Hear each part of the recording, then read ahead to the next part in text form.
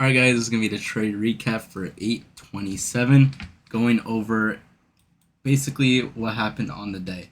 So I marked out these high liquidity levels where we had reversals forming from, and this also happened to be an area where we were previously using as resistance, and we flipped the support as we saw we had support out of it, and then we had support out of here as well, which also combined with a sweep of the Asia low. Now, I'm just going to show the charts first, technical analysis and everything, and then I'm going to show skylit terminal, showing exactly how I framed my trades using Heatseeker. So, alright, so we see in the morning, we set our overnight range, and typically there's a probability stat of 95% of the time we will break out of the overnight range in New York session if we don't do it in the overnight. So we set that overnight range top bottom. It was a big range, so we were expecting a big move for the day. And what do we see happen on the day? We swept out that Asia low, and remember, we're expecting a break of one side. Now, in this scenario, I normally draw a bullish fib setup for this day just because I'm looking for a golden zone retracement for a bullish fib setup. And that's because the low got set first and then the high. And what that means is that when we set this low, although we set it on like the 955 candle and you normally draw a bearish fib setup, I drew a bullish one on SPX and SPY, which played out pretty nice.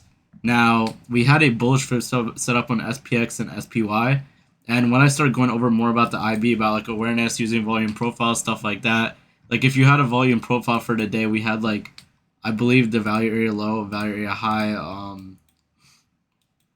the value area low was like down here in the range. So if we go back on the replay mode, and I'm still working on a video and stuff like to explain all of this and how I use profiles and everything, but like right off the bat, right, we had our value area low over here, so we could consider this area as a discount, right? And as price pushes lower, we end up setting this value area low here, and then we started accepting above the value area low and made our move to the value area high, as we could see. And then we ended up pushing like later in the day above, and then we ended up getting a reaction all the way back down, got a bounce, and then kind of just played into balance range. So like I use volume profiles and stuff with structure and technical analysis on the higher time frame to kind of give myself like a read of the day. And also what Skylit was telling me is that there was a lot of upside Barney nodes on all three indexes, which was telling me that there was still strong gamma exposure to the upside, meaning I'm probably going to get an up break for the day. So now, using the information and using the stuff I have, we're at the value area low in the range. And what do we know as well? We're also sweeping out major liquidity at the Asia low from the overnight low here. And if I know there's a 95% statistical result that the overnight range is going to get broken, to me it looks like to the upside. That was my read, and I was looking for an upside break for today, and that's pretty much what we got. So we did get a upside break, and we did end up getting a retest over here of the 50% fib. So like if you drew your a bullish fib setup here, down here you got a 50% retracement to the pre-market low over here. So there was this structural floor, 50% got above VWAP and kind of held above, and then we came back and we tested in this zone again, and then we pushed back higher and we finally got our move higher and made new highs. And this was more later in the day. Then we got our IB break, and then we got up to all these levels up here, and then I looked to short from these highs because we swept out major liquidity. We swept out pre-market high, we swept out the overnight high, London and Asia high. That's so much major liquidity getting swept. So as the market gains that liquidity, I'm looking for the reversal to happen, and then we get a nice mean reversion down, and this was my main trade for the day. So like my entry was like somewhere around like in this range, and like I'm like chilling with my stop, right? And like my TP was all the way back, I believe I targeted VWAP on this. Yeah. VWAP on the target, so a nice 1 to 5 risk to reward. I did send like 5 minis on this trade, so it did run like a couple thousand. So that was a pretty nice trade that I liked after sweeping out that major liquidity. And yeah, and we saw that throughout the day. So now looking back, let's see.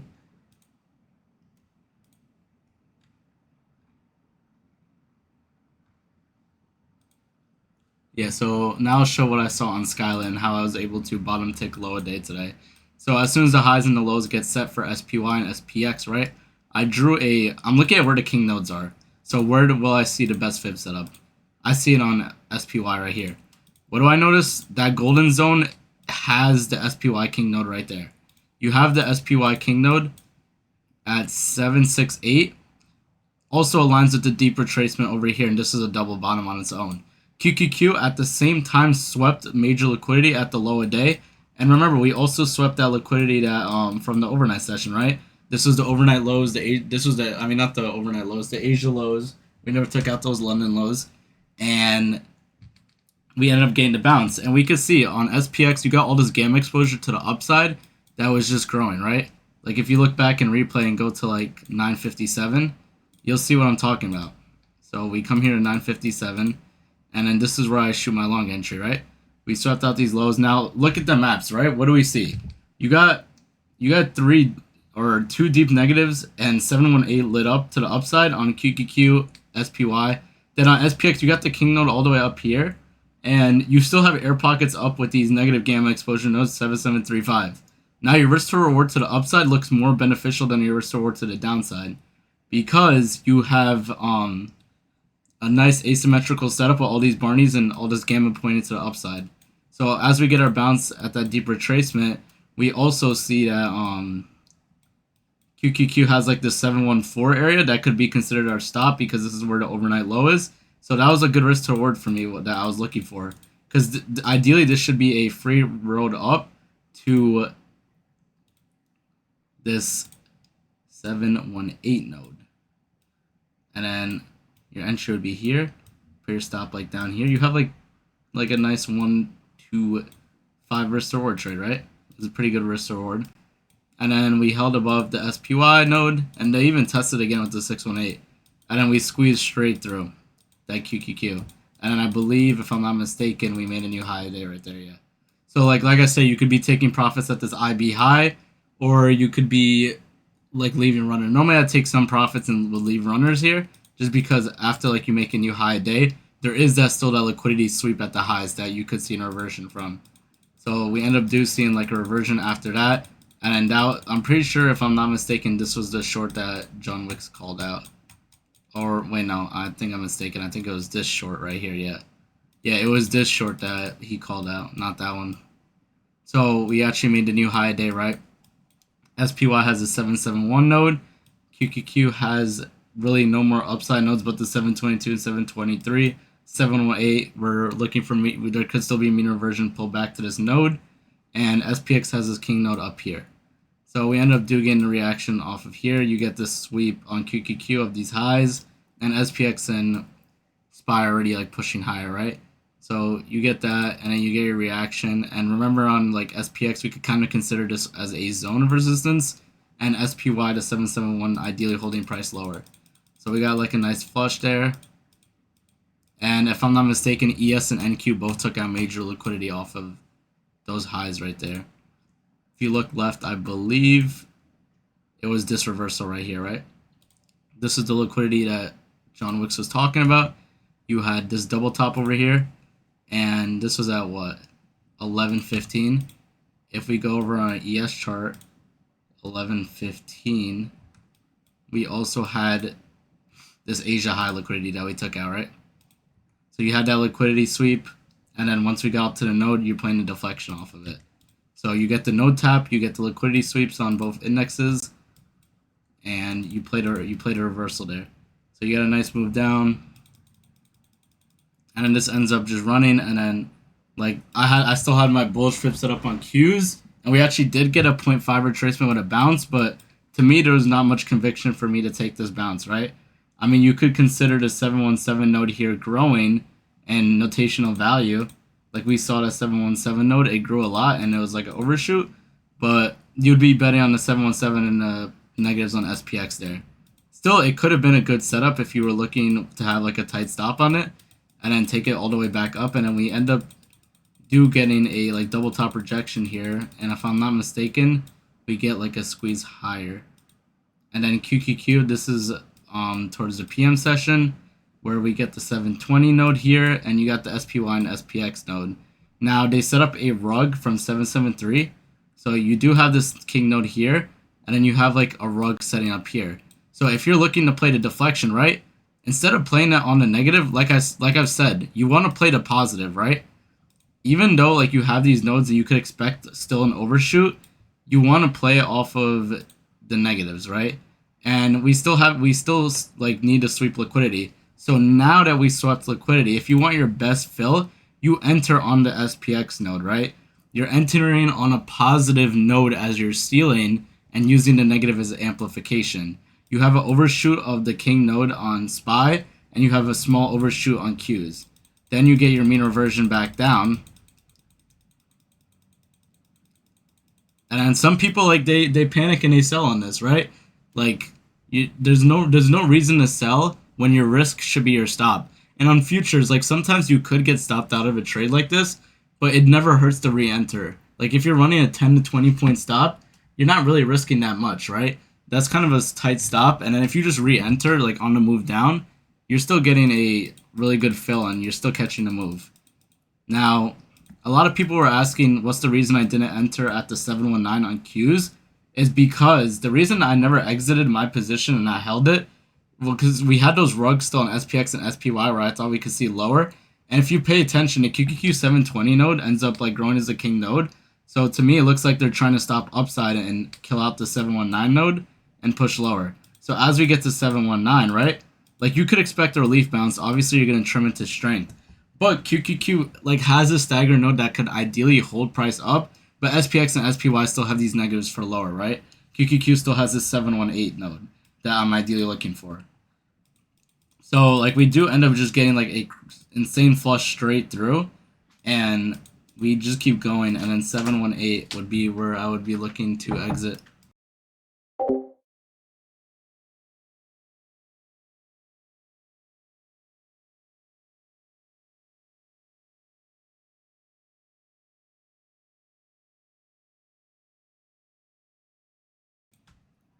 Then you got your 718 node here, where you could see a bounce. So now if we look at the maps, right?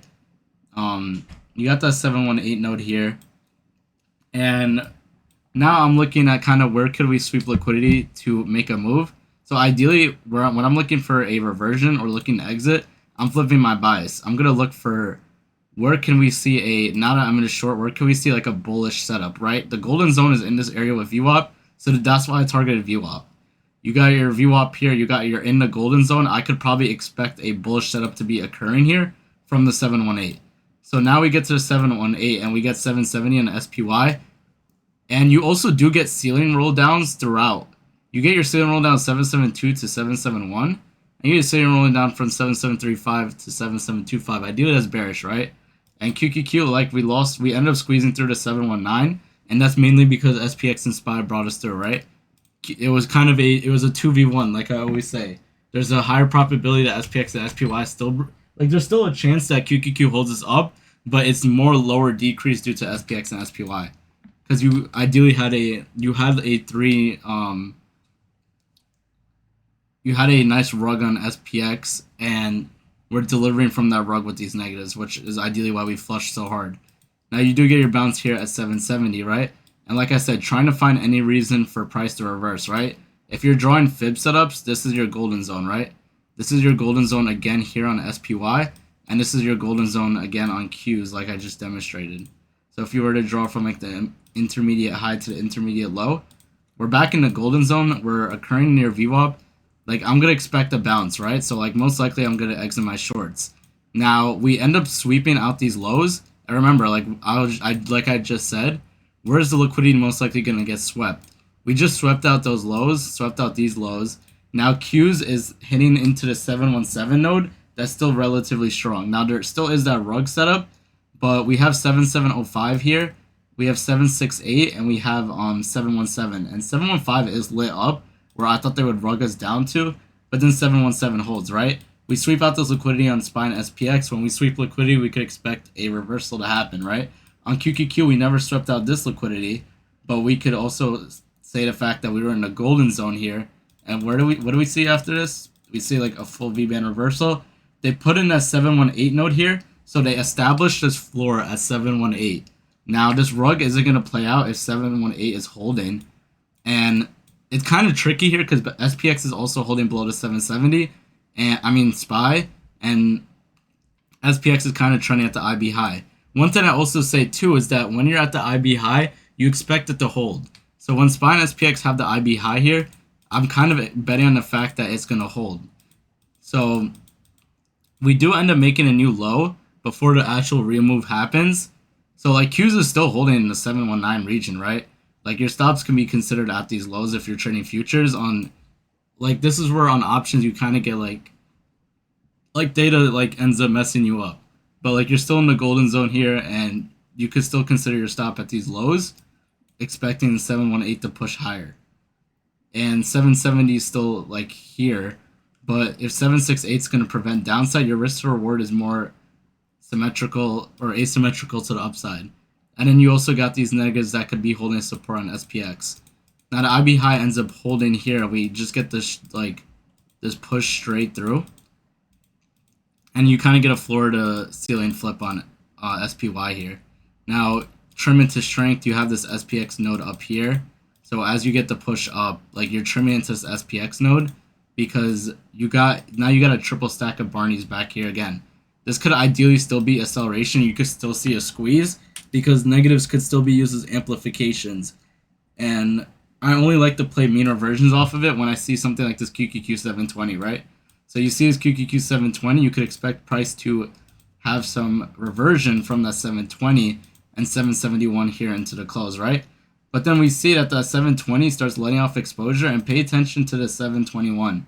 We see 721 starts popping in, and SPX, these nodes are still growing, right? You still got these upsides growing with the 7735 and 7730, and 771 and 772 here are still growing. And I'm pretty sure at the end of the day, if I'm not like we just squeezed straight through. They killed off that 720 node, and they basically got rid of the resistance and put at 771.